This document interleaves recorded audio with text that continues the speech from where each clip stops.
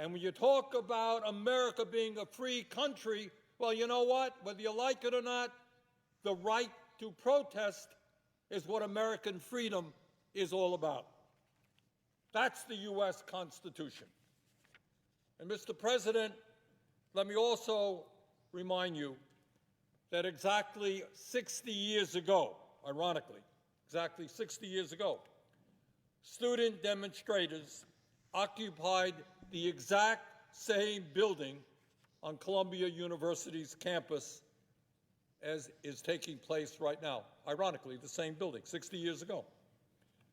Across the country, students and others, including myself, I would say, joined peaceful demonstrations in opposition to the war in Vietnam.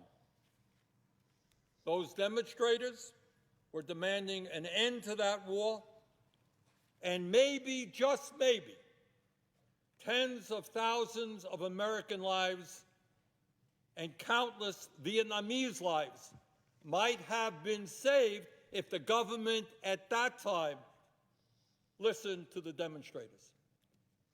And I might also add that the president at that time, a very great president, Lyndon Johnson, chose not to run for re-election because of the opposition to him that occurred as a result of his support for that Vietnam War.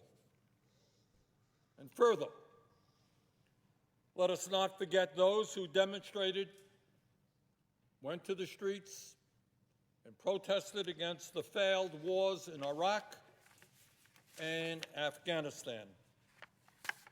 Maybe those protesters should have been listened to as well.